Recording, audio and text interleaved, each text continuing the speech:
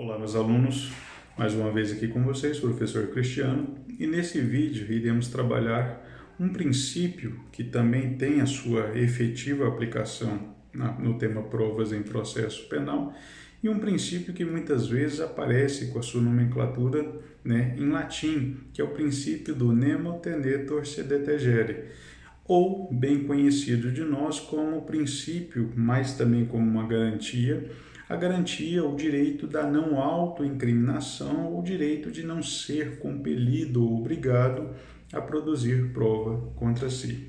Tá?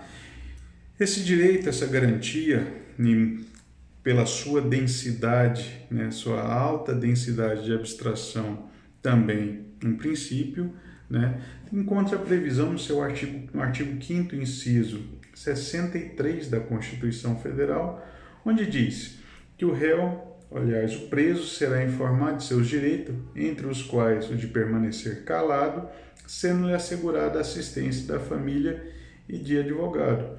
Aparentemente, lendo o texto constitucional, não parece estar claro esse direito à não autoincriminação. A hermenêutica revela que este princípio estaria na expressão permanecer calado, seria extraída do termo permanecer calado, pois além de permanecer calado, tem também o direito de como permanecer calado é uma posição passiva, existe também um aspecto ativo desta garantia, que é o direito de não ser obrigado ou compelido a produzir prova contra si.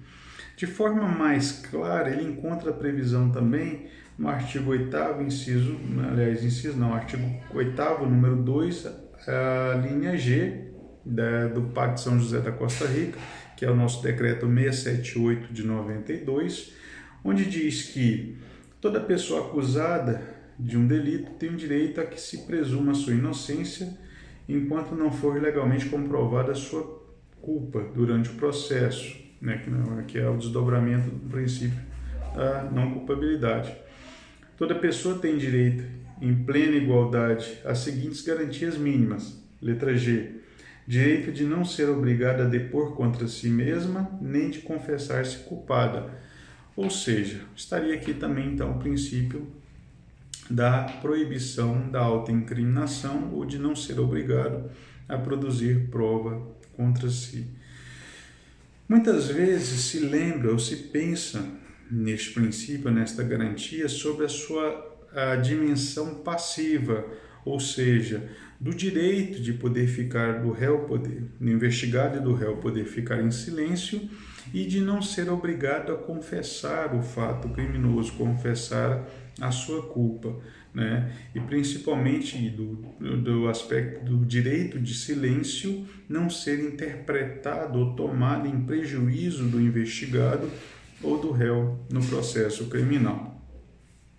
Só que este princípio, em forma de garantia, ele também tem a sua dimensão ativa. E o que seria a sua dimensão ativa? Muitas vezes o investigado e mesmo o réu no processo criminal, ele tem um comportamento, ele tem uma atuação. Por exemplo, quando ele presta o seu depoimento, ele está tendo uma atuação, ali, um comportamento ativo dentro da investigação ou dentro do processo. Muitas vezes ele tem que tomar algumas atitudes ou lhe é exigido algum comportamento. O fato é que essa garantia proíbe exigir do réu ou do investigado qualquer tipo de comportamento ativo que pudesse lhe incriminar. Vou dar alguns exemplos para vocês. E para que vocês percebam que é uma situação que tem uma abstração tão grande que vai começando a poder ser encaixada como solução em algumas questões. Muito já se discutiu, por exemplo, muitas vezes daquele investigado, o mesmo réu que está sob custódia do Estado, porque está preso em razão de uma prisão preventiva, se é válida aquelas reconstituições do crime, com a presença do réu, Já houve casos onde a defesa impetrou habeas corpus exatamente para tirar o investigado ou o réu do momento daquela diligência, dele nem sequer estar presente ali, para que essa sua presença, ainda que de forma passiva, já que não poderia ser exigido dele que reproduzisse simuladamente o fato ou o evento criminoso, mas que a sua presença ali não fosse depois considerada de forma negativa, eventualmente, por exemplo, pelo tribunal do júri, diante de fotografias ou imagens no processo, nos autos do processo, onde os jurados teriam acesso e vendo o réu na cena do crime, ainda que na situação simulada, isso pudesse causar uma imagem negativa, por exemplo, nos jurados e, portanto, acaba levando a uma condenação. Então, aqui é uma situação onde este princípio foi invocado para solucionar exatamente essa questão. Um outro exemplo, nas situações onde um delegado de polícia, por exemplo, pedisse que o investigado preenchesse um determinado formulário para que aquele formulário fosse utilizado, por exemplo, no exame pericial grafotécnico. Bom, o réu não pode ser obrigado a fornecer a sua escrita, né, para que possa fazer esse exame grafotécnico. Nada impede, por exemplo, que em um material apreendido, por exemplo, se a polícia, numa busca e apreensão domiciliar, apreendesse uma caderneta onde está ali claramente anotações, né, que possam ser atribuídas ao investigado e esse material ser utilizado na perícia. Isso não há impedimento nenhum, até porque a autorização judicial permitiu a apreensão daquele material e, portanto, ele pode ser periciado. Agora, diferente é exigir, obrigar que o investigado forneça o material grafotécnico para que possa ser feito esse exame. Então, esse princípio proíbe essa obrigatoriedade. Um caso prático também para a gente poder examinar o impacto deste princípio é a questão muito comum nas CPIs, principalmente aquelas CPIs feitas nas comissões parlamentares, investigações realizadas por comissões parlamentares de inquérito no âmbito do Congresso Nacional, onde muitas das pessoas convocadas para serem ouvidas acabam ingressando com ações de habeas corpus para garantir que elas possam se valer do direito de silêncio ali no momento em que elas fossem ouvidas nessas comissões.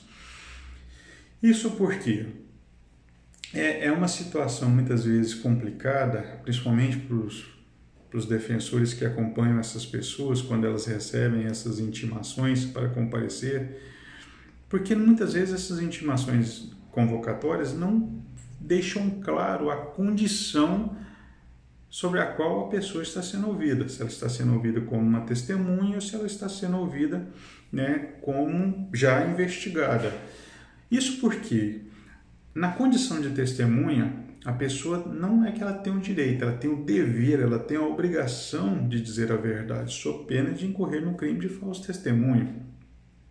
Por sua vez, se a pessoa está indo para ser ouvida na condição de investigada, ela não tem dever nenhum. Ela tem o direito de silêncio, a garantia do direito de silêncio. Por isso mesmo, né, algumas pessoas, quando já suspeitam que estão sendo convocadas para serem ouvidas na CPI, onde essas convocações não deixam clara se ela está sendo convocada para ser ouvida como testemunha ou como pessoa investigada, impetram essas ações de habeas corpus para que, né, a ordem seja no sentido dela lhe garantir o direito de permanecer em silêncio, né, não prestar compromisso e, portanto, permanecer em silêncio durante esses depoimentos. Um bom exemplo do que aconteceu, salvo engano, o caso do ex-senador Demóstenes Torres, né?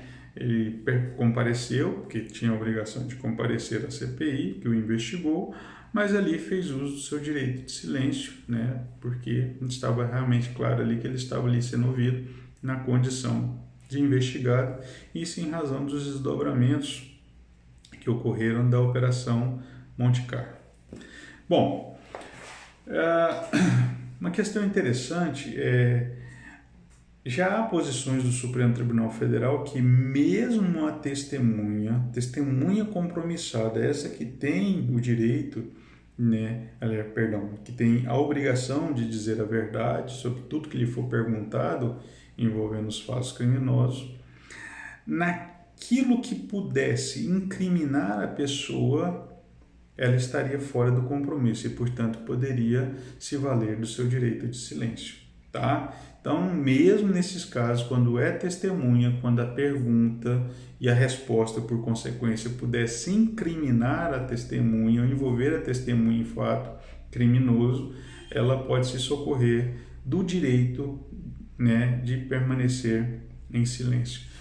Interessante, foi objeto até de uma pergunta de concurso certa vez, né, aquelas perguntas que muitas vezes se utilizam de expressões não muito conhecidas, mas para perguntar algo conhecido, né?